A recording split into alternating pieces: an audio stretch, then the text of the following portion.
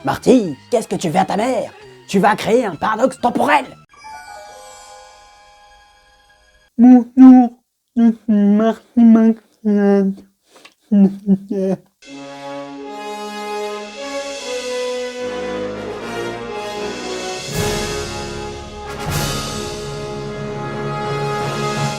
Salut les cinéphiles de l'extrême et les collectionneurs de l'extrême. Vous avez décidé pour ce point comics que je parle du tome 1 de Retour vers le futur. Bizarrement, ça ne m'étonne pas. Retour vers le futur, c'est disponible chez Ed Flamival, un éditeur qui aime plutôt pas mal les adaptations de franchises de cinéma et des crossovers un petit peu what the fuck. D'ailleurs, ce n'est pas la première fois que je vous parle de leur publication. Et vous vous demandez peut-être pourquoi j'ai un maillot de Buckaroo Banzai au lieu de mon maillot Retour vers le futur. Tout simplement pour une raison que vous retrouverez dans la vidéo, 5 films similaires à Retour vers le futur. Et puis parce que mon maillot Retour vers le futur, il est au lavage en fait. Pour ce comics Retour vers le futur, nous avons plusieurs scénaristes, mais c'est chapeauté par Bob Gale, co-scénariste des films.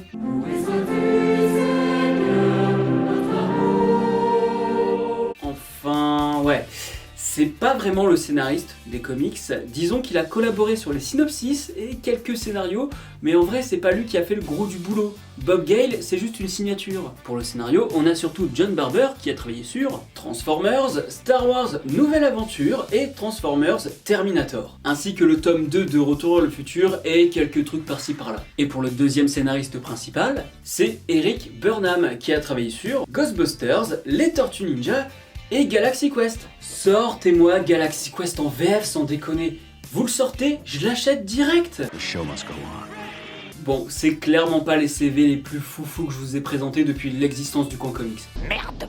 Et je dois vous avouer un truc, j'ai été déçu en lisant ce comics. Je pensais que ça allait être une suite à la trilogie comme l'a fait la série animée dans les années 90. Mais en réalité, c'est pas du tout ça. C'est surtout Doc qui raconte à ses enfants des choses qui se sont passées avant les films, genre sa rencontre avec Marty ou encore lorsqu'il était jeune. Et des histoires qui se passent durant les films. Des sortes de scènes coupées dont on se serait bien passé pour certaines. Parce que oui, c'est très inégal. On a l'histoire de Clara qui fait vraiment plaisir parce que ça donne beaucoup plus de profondeur au personnage que dans le film. En plus, dans cet épisode, on a Doc qui visite le 1985 alternatif et je peux vous dire que ça fout les jetons.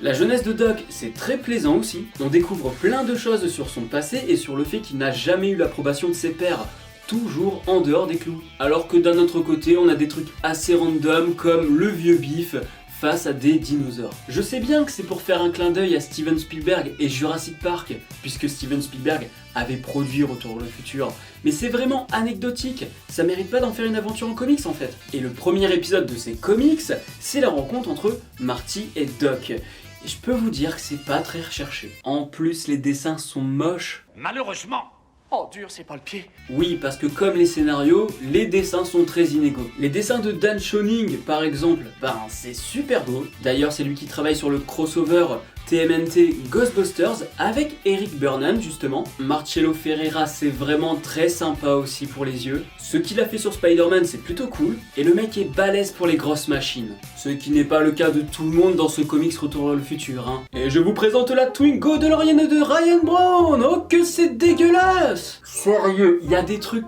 tellement moche dans ce comics. Bonjour, je suis Lorraine et selon Corinne Howell, je louche. Et c'est vraiment pas la seule à avoir un strabisme dans ce comics. Désolé Seigneur, je ne peux pas faire mieux.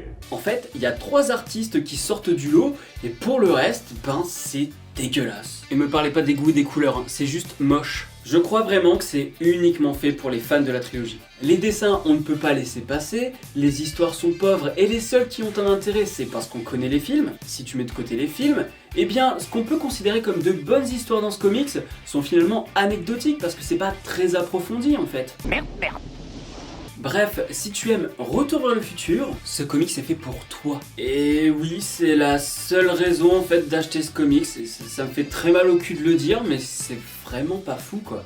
Vous êtes un tocard. Vous voulez être un tocard toute votre vie, c'est ça que vous voulez? Faudrait quand même que j'achète les tomes suivants. C'est tout pour ce coin comics. Et pour le mois d'octobre, oui, je vous promets toujours que ça va être mensuel, mais cette fois, ce sera vraiment mensuel. Parce que depuis que j'ai mon studio, je suis plus organisé. Donc, pour le mois d'octobre, je vous laisse le choix entre Marvel Zombies Resurrection ou alors Punisher Frankencastle.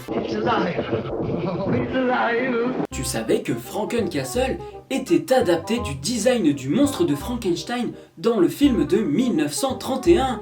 Waouh! Private joke pour ceux qui me suivent sur Twitter. Bref. Je vous laisse voter dans les commentaires pour le coin comics du mois d'octobre. Mettez le petit pouce bleu, n'hésitez pas à partager la vidéo, notamment pour les curieux de Retour vers le futur, s'ils veulent s'aventurer là-dedans.